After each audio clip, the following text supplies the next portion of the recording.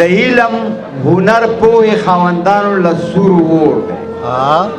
دا سیمه د بې حسه بې ضمیرو خلکو کور دی او چالاکو زورورو پکې ښه ایشونه وکړل د ژوند د تېرولو هنر دلته چل او زور دی او ګرانه یاره څنګه به مې یاد نه یې څومره احسانونه دې راپورې دي او ته د نورو خلکو غوندې چرته یې او که نه دا ستا خبرې نورې دي او په اکو بکو باندې نه پوهېږم یوه خبره صفا سپینه کوم او خلک په شوخ او اننګو پسې ځي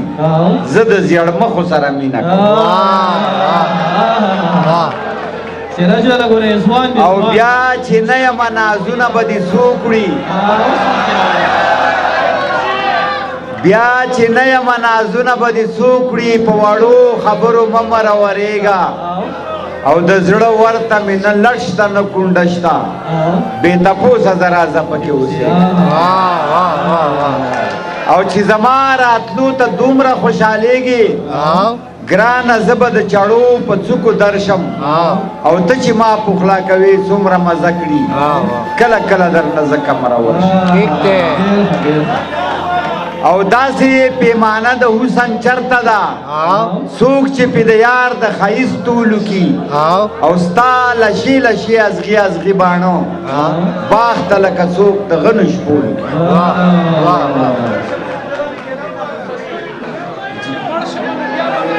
کوشش کومه خو حاجي ښه چې مړ شمه د تپوس په نوم نظم دی چې مړ شمه نه ته به مې کمی محسوسوي رښتیا وایه چې ما به کله کله یادوي آواز ته به دې څوک په انتظار وي د پایلو بنګړي به دې په لیچو کې بیا چاته شړنګوي او دروغ به راته نه وایې رښتیا رښتیا به وایې چې نه یم جانانه بیا به سترګې توروي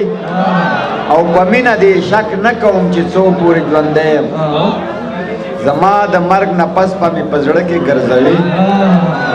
او چې کله ستاسې علاج د دې پانی دنیا نه لاړ شي نو ته به پکې څنګه د ژوند شپې سبا ګورې مړه دی که ژوندی دی لاس پې کېږدم ورته غوږ شم زما زړه زما سینه کې هغه شانې درزا نه کړي لکه څنګه چې پخوا و خیر دی هېڅ خبره نه ده ده خو ډېره درزا وکړه ټول پوره اویا کلونه اوس که نوره درزا نه کړي ملامته ورته نه کړم اخر دی د غوښې جوړ دی څه د اوسپنې خو نه دی اوس په کار ده چې دمه شي ستړی ستړی راته ښکاري چې دی غلی شي ساکن شي زه به هم لږ په سکون شم د غمونو نه به خلاص شم له فکرونو به دمه شم په خواږه خوب به اوده شم په فکر او دیان کې که خطا شوې نه بس لاړې په فکر او دیان کې که خطا شوې نه بس لاړې او په ژوند کې خو چې کله وار خطا شوې نه بس لاړې او په مال پسې زړه مه خوړه د کردار پالنه وکړه که هر څه در سره وي چې رسوا شوې نه بس لاړې او په نیغه لارې ځه چې له فکرونو نه ازادې په نیغه لاره ځه چې له فکرونو نه ازادې په ګډو وډو چارو که لګیا شوې نه بس لاړې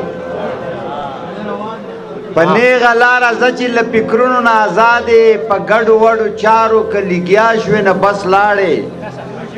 او ژوندون خو د یارانو په محفل باندې ژوندون دی بیا پران شي ژوندون خو د یارانو په محفل باندې ژوندون دی او د داسې محفلونو که جدا شوې نه بس لاړې